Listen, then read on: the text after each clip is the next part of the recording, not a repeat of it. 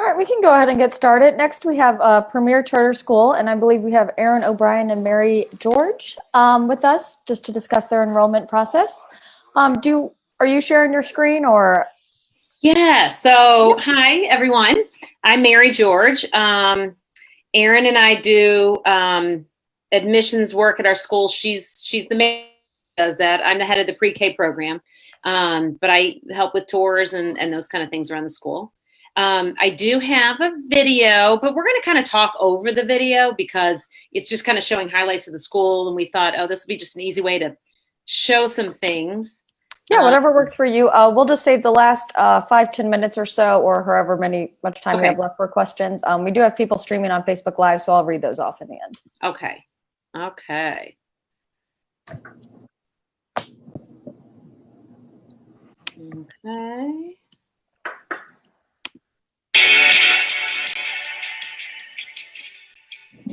I don't know if I'm going to be able to talk over it.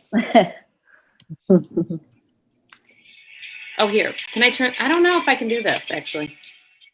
Can you hear me? We can hear you. I Okay. can. Well, I think, let me know if there's an issue with this. I didn't realize there was sound attached to our video.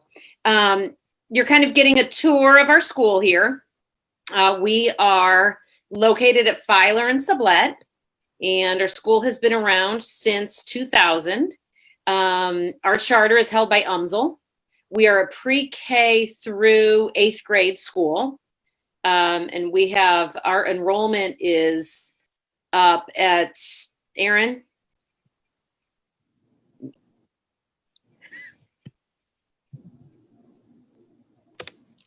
In my head, I'd already hit that button. Sorry, guys. Right now, we're sitting at just over 1,000 kids for the pre-K through 8th grade breakdown. Okay.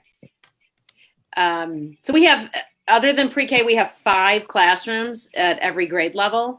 And our middle school is run a little bit differently. We'll talk about elementary school first.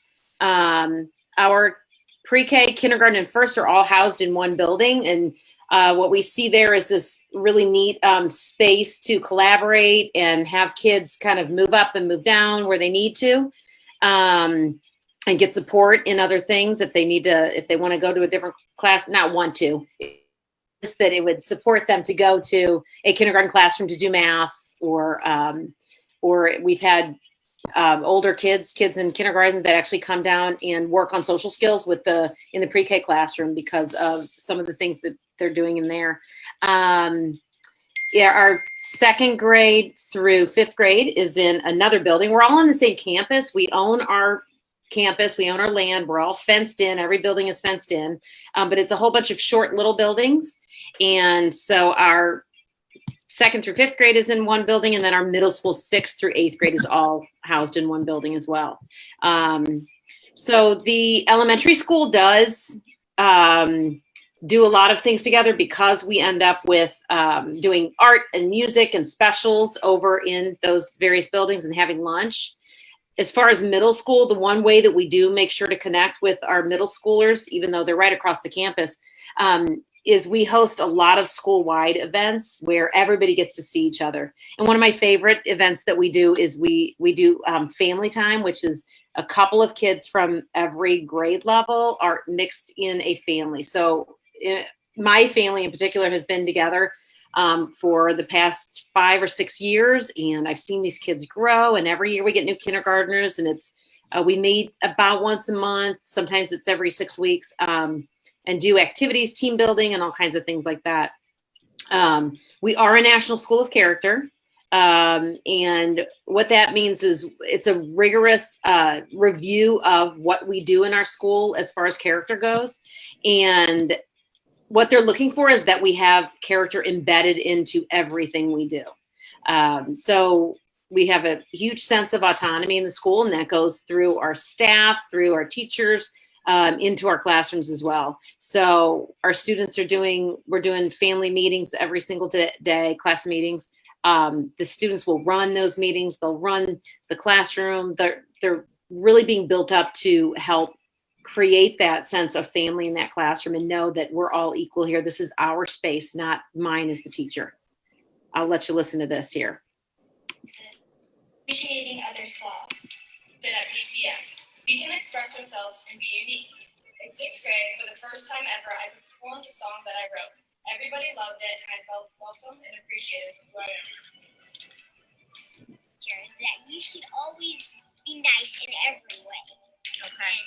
And be kind. Why is that important for you as a student?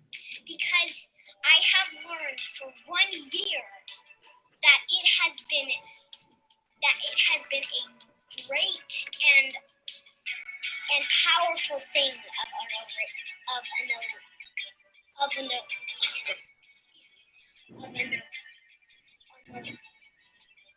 relationship. Okay.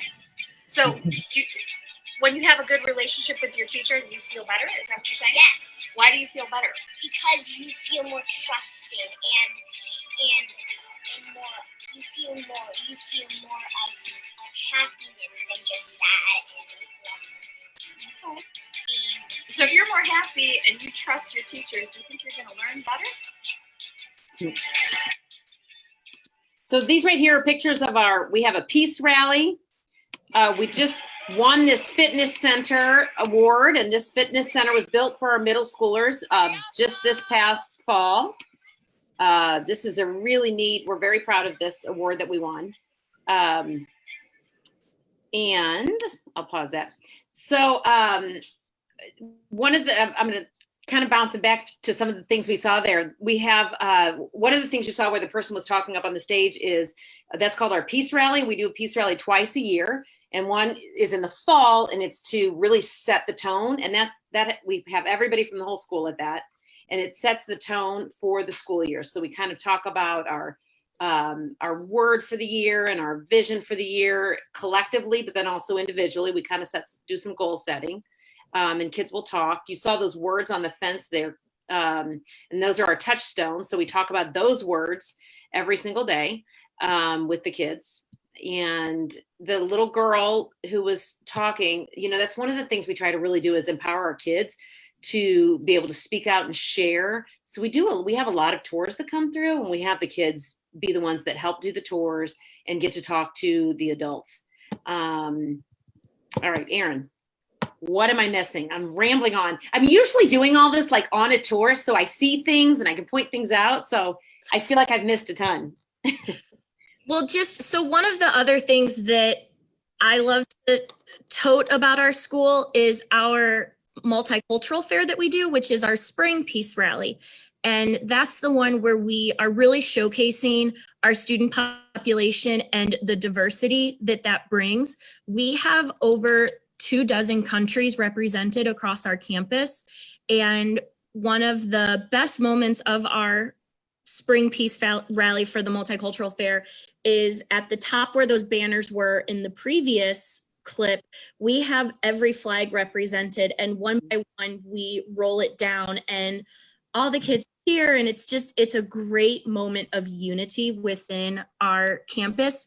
We also have fashion shows for families to participate in, showing off the cultural attire, and then we have different booths from the community for the multicultural fair, and this is a great opportunity for kids to try different cuisine from different countries and, learn about different events specific to theirs. And we just do an excellent job of showcasing people's diversity. We don't want anyone to feel like they can't be welcome when they're at school. This is where these kids are spending a huge part of the day, and we want them to feel represented. And I do believe that's something we do well. And that's one of the staff and kids' favorite events of the entire year is this day. Yeah, and parents can come and join in that too, and they do, because they're part of the fashion show and sharing their culture and their food and things. This picture here is our administration team, and the reason, this is the end of the slideshow, but it highlights that one of the biggest things we do is we really, that sense of autonomy that we're trying to build in our classrooms and within our teachers, we really go out of our way to do trainings with our staff that are really embedding all of the things that we want them to be doing in their classrooms. We do a lot of work through at the beginning of the year about building relationships. And that's what they're really supposed to be doing, is building those connections and relationships in their classroom. What we have seen is we have behavior problems. We have all those things that every person everywhere has. And we know that having relationships with every kid in your class is what makes the difference. It's what helps support those kids through those struggles. And that's what we know is the most important thing. We teach them, we have curriculum, we have a project-based curriculum, but we know our main goal is we have to build that foundation of good connections, good character, and feeling supported and loved. And then all those other things are just like icing on the cake, and they come easier because of that. So we are a project-based school, and what that means is we use a project-based curriculum where the kids will work together and they come up with like a problem or something that needs a solution, and the teachers are embedding the curriculum that they have to teach in those activities and hands-on things that they're doing. But it's very student-driven. We are in about our second year of really incorporating this into our social studies and science. And then we foresee being able to bring in, over the next couple of years, math should be embedded in that, and reading and writing and all those things. But we're new in this process, so we're kind of taking small bits and really ironing out everything we need to at first. The schools that we've seen that really hit this out of the park took a long time to really understand it and embed it into all that they do. And I'd also like to just take a moment, as far as what comes next for our kids. We don't have a high school. We only go up to 8th grade, and we've taken a lot of time and really worked over the years on implementing and creating a great process for how our kids figure out what high school they want to go to. We have a large part of our population who are going on to schools. We cover all the big bases. We have your private high schools that we have kids moving on to. We have city public, like St. Louis public high schools. We have county schools that the families are going to. And then we also have our gifted, like collegiate and biome and metro, those schools.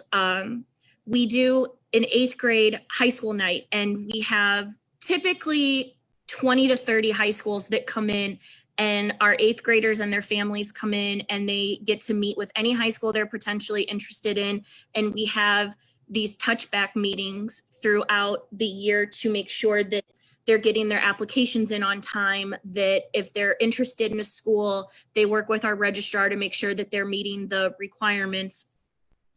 And then we also participate in, it used to be Inspire.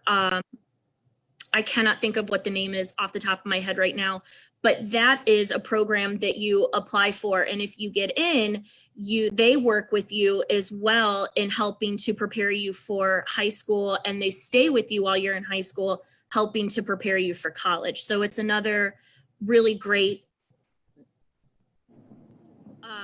support feature. Thank you. Yes, that we have.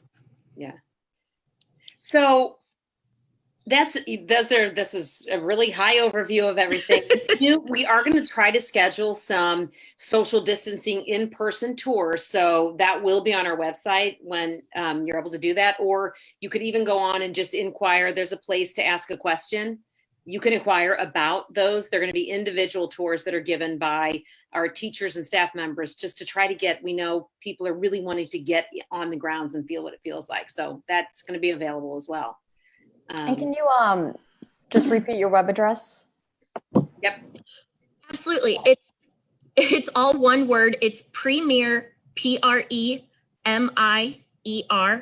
charter school, singular.org. And if a family wishes to enroll, would they just go to your website and do it that way? That is the easiest way to do it. Right in the center of our homepage, there is a button that says Apply Now. You click that box.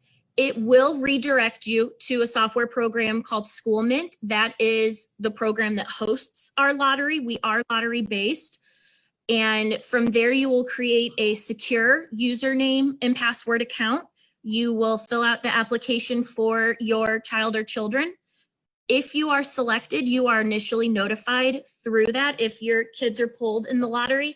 And what we like about Schoolment is that you can also complete registration through that. The forms are on Schoolment, and you can upload the supporting documents that we require all through Schoolment. And can any St. Louis resident apply to Premier?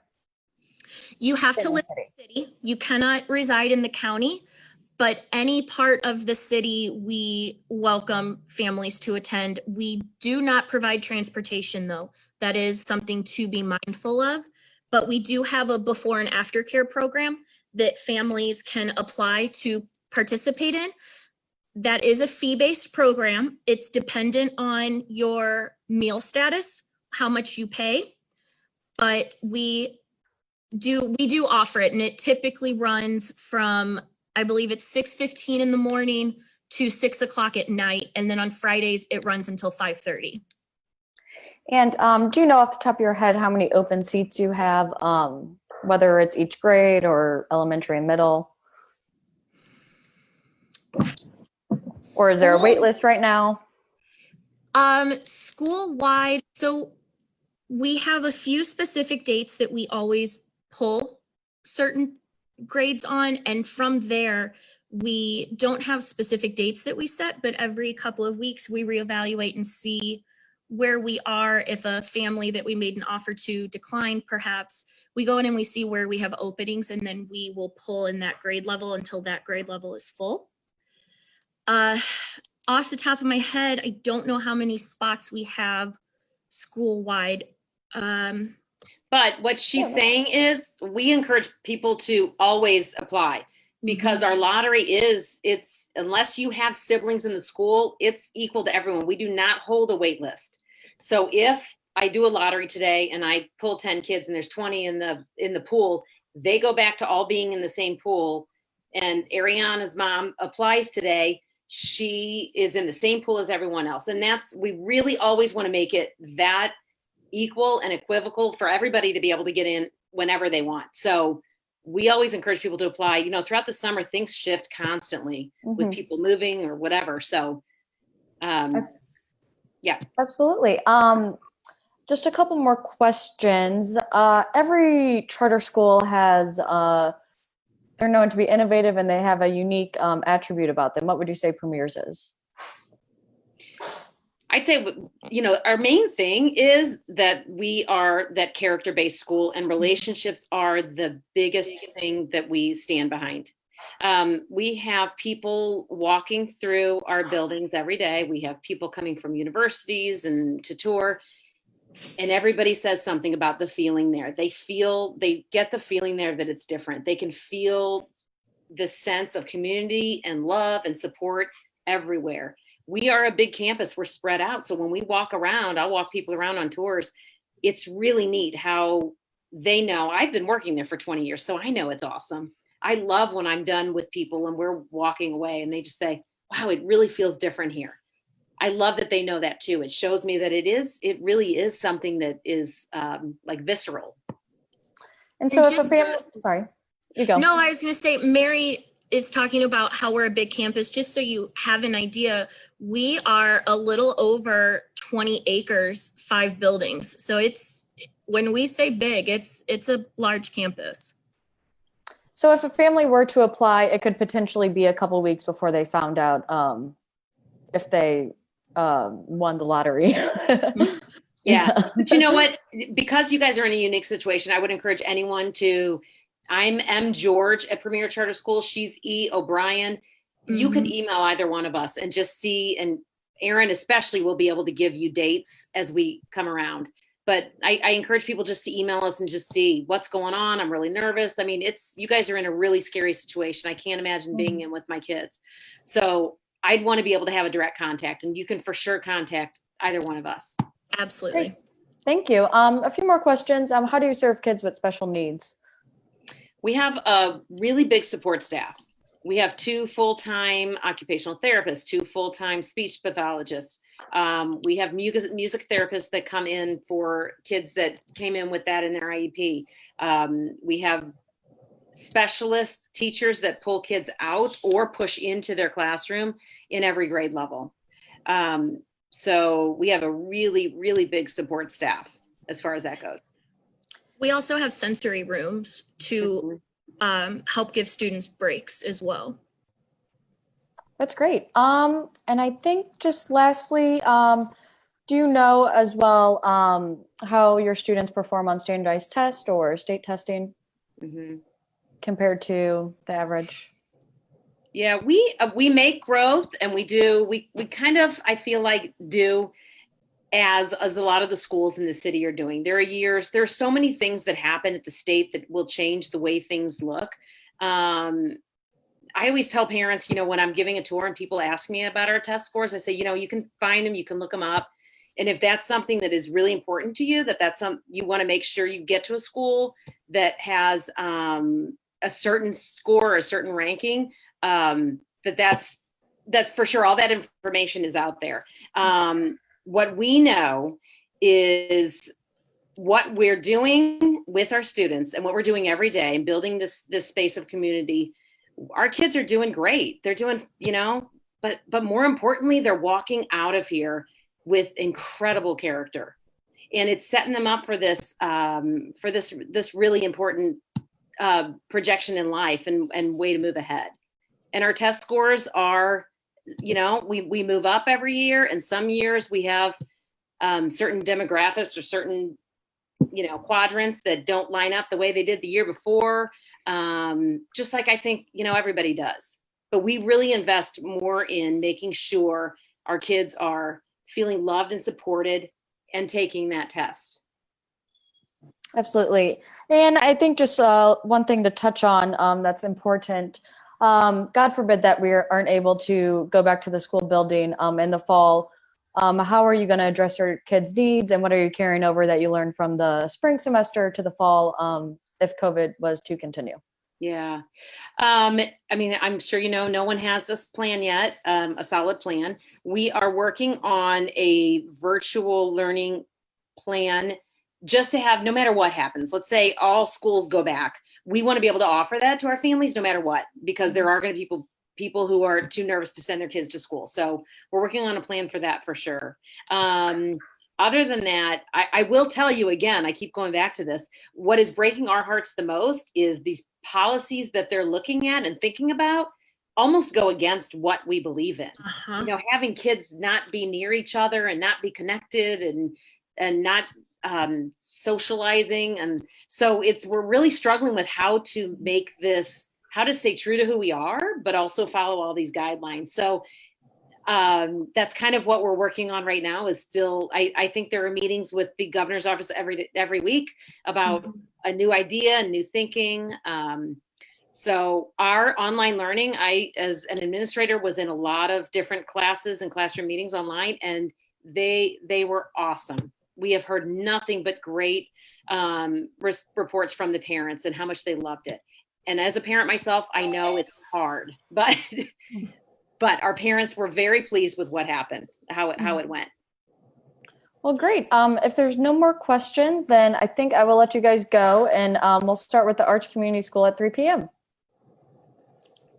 Thank you. Thank you so much for joining us. Thank you, guys. Okay.